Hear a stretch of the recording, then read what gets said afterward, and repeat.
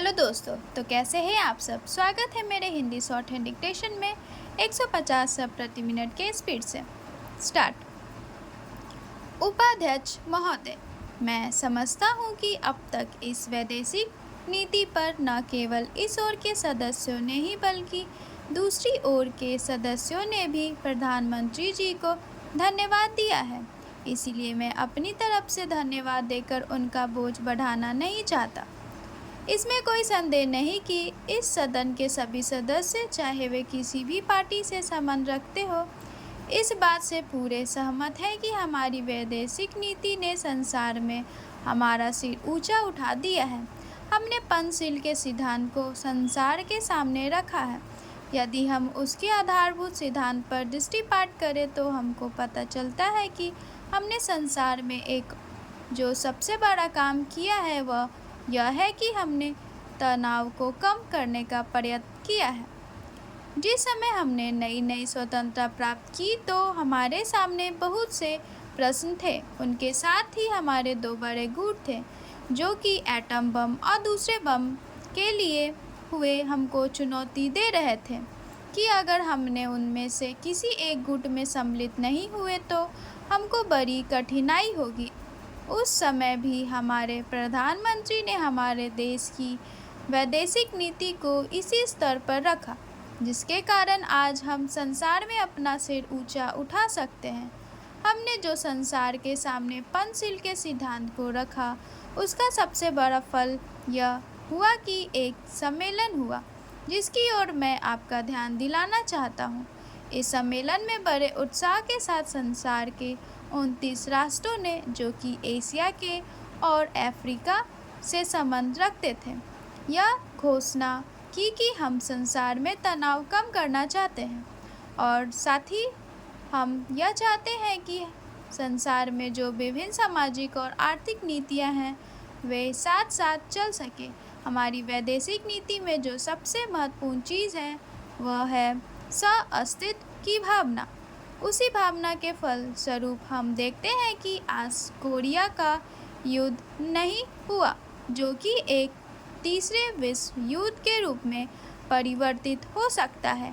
हमारी इस नीति के कारण हमारे अमेरिकी मित्र हमसे कुछ अप्रसन्न भी हो गए, लेकिन यदि हम ऐसा न करते तो आज संसार को तीसरा युद्ध देखना पड़ता।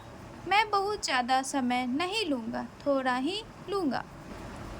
महोदय, पिछले कुछ वर्षों में सभी राजनीतिक दल किसी न किसी तरह से जनता से दूर हो गए हैं। आज हम और आप दोनों को अपनी जड़ों को फिर से जमाना होगा। जनता से प्रेरणा लेनी होगी।